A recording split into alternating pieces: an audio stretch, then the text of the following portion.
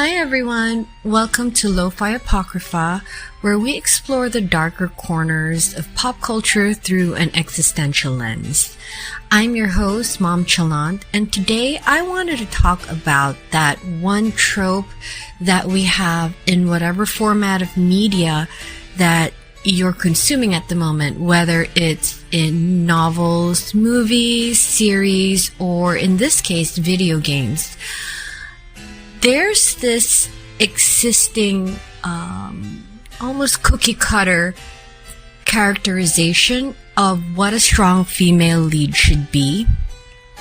And 9 times out of 10, or honestly 10 times out of 10, if she's not a gun-toting badass that goes into a bad situation knowing exactly how to navigate herself, unless she's doing it with stilettos and with, eyeliner and the most snatched body, then is she really a strong female lead? It's quite polarizing, but I feel as if the two kinds of female characters, especially in video games or like in manga or anime, what have you, is, again, you're either a full-on Amazon warrior or you're a helpless shoujo protagonist. And I feel like it's not cutting it. And that's why the topic for my episode today is about Grace Ashcroft. She's the newest female protagonist in the Resident Evil series. This one just having been released end of February this year, 2026. And I just want to talk about how this girl has single-handedly destabilized the entire concept of being quote-unquote a girl boss. And she has just thwarted the whole concept of relatability and replaced it with realism, where it's not about being competent, it's about surviving. And to me, that just feels so real. Now, mind you, none of this is to say that the traditionally attractive, strong female leads such as Lara Croft, Bayonetta, Tifa Lockhart, that they're not valid because the immediate draw to them is their physical appearance and the fact that they are incredibly competent with weapons. That's not the goal of this episode. It's just to contrast the fact that Grace did not meet any of those wickets. Yes, she's very cute. She's very pretty. She is conventionally attractive by all standards, but you don't see her wearing mini skirts or, wielding these huge weapons from the jump.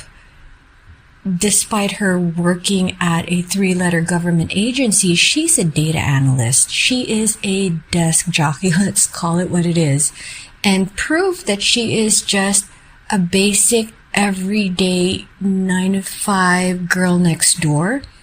Less than a week of this game being released into the wild, people started coming up with mods for her to wear makeup, for them to fix her hair color, for them to change her outfits into something that's more form-fitting. That just goes to show what we as players and consumers are used to seeing a strong female role to look like. And that isn't Grace. Not by any definition at all. That's not how she rolls, and that is not what her essence was. Grace has the basic knowledge of how to operate a weapon, but for the most part, she's a data analyst. She is a desk jockey. Let's call it what it is.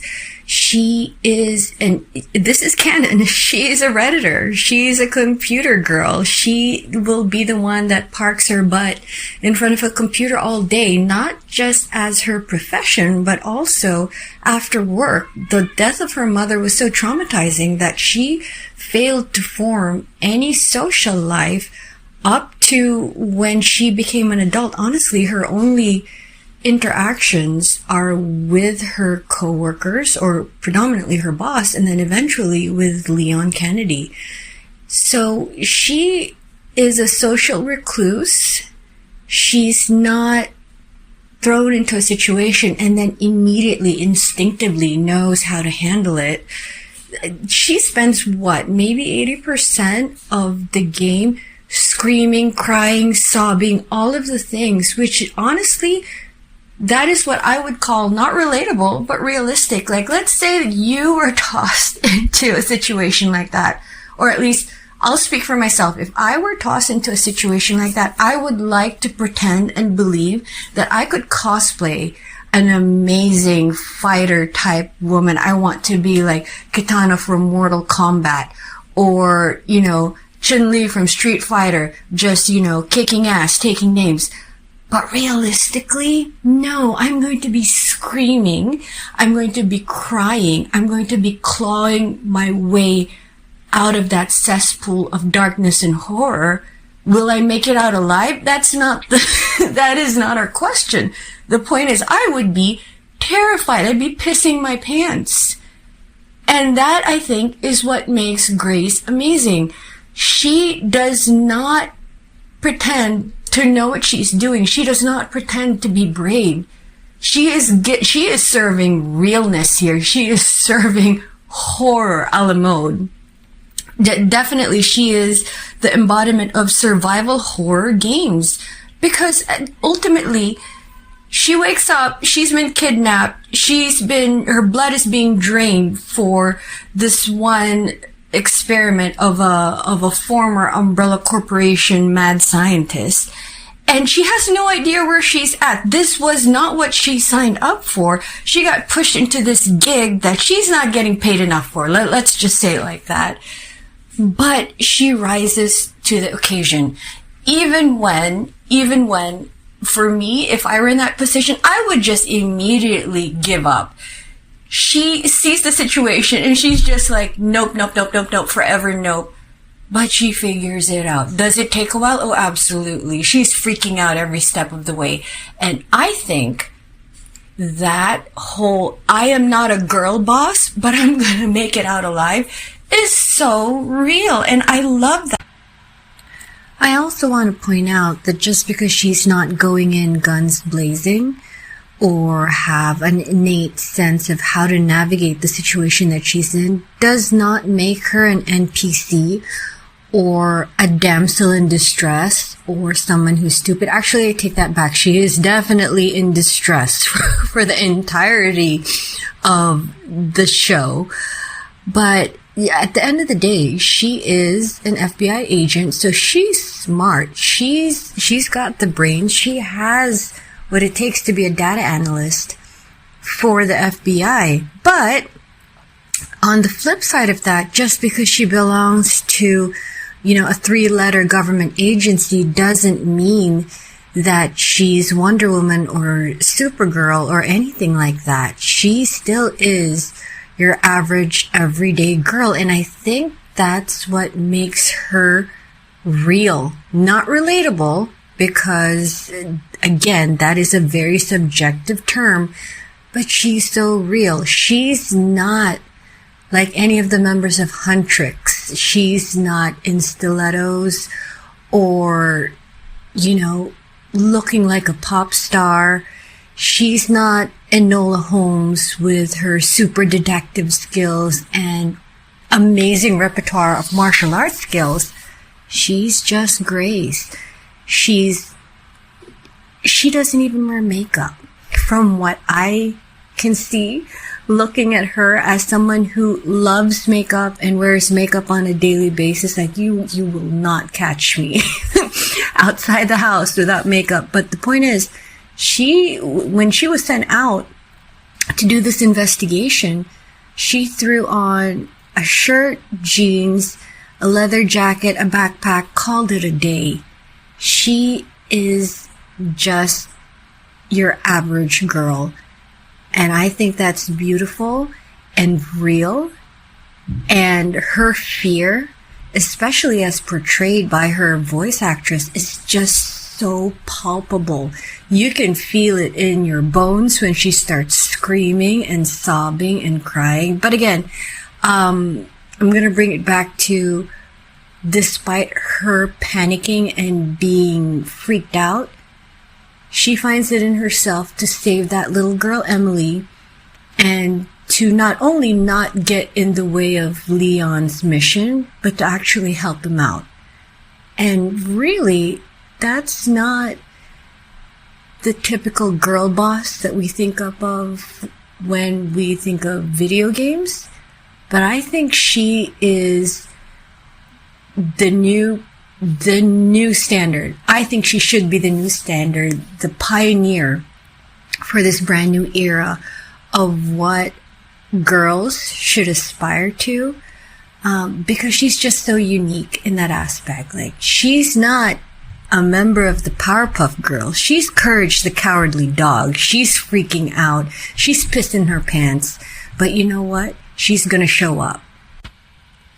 Now, again, this isn't to discount the characters and stories and backgrounds of all the other iconic badass women that we have in media. But there's something to be said about how they were created for the male gaze and by the male gaze. That's a whole other topic that we could probably get into a deep dive further down the road. But right now, I just want to put a spotlight on how refreshing it is to see a female protagonist that doesn't know what she's doing, but, you know, by golly, she makes it work. And you are rooting for her every single step of the way, every single painful turn that she takes through this winding labyrinth of blood, gore, death, and grossness. You're rooting for her. And to me, I think that signals that this generation now will see being a survivor as something that is inherently amazing, and that it doesn't mean that you need to look like an Amazon warrior every single time. It's okay to be that girl next door, a plain Jane, if you will. You don't need to be the princess in a manhwa or an anime that has a million suitors lined up, or you don't need to be a superhero Mary Sue. You can just be yourself. You can be scared. You can be real. You can be a Redditor, and that's okay. Grace does not give off main character energy, and I think that is where she aura farms the heck out of every single female lead in the Resident Evil series. So yeah, I'm going to leave you guys with that thought that maybe what makes a true main character is not acting like you're a main character, if that makes sense. No, it doesn't, but that's the thought that I want to bookmark in this chapter of our Apocrypha. And I hope you guys enjoyed this little talk. This has been Lo-Fi Apocrypha. I'm Mom Chalan, and I'll talk to you guys soon. Bye!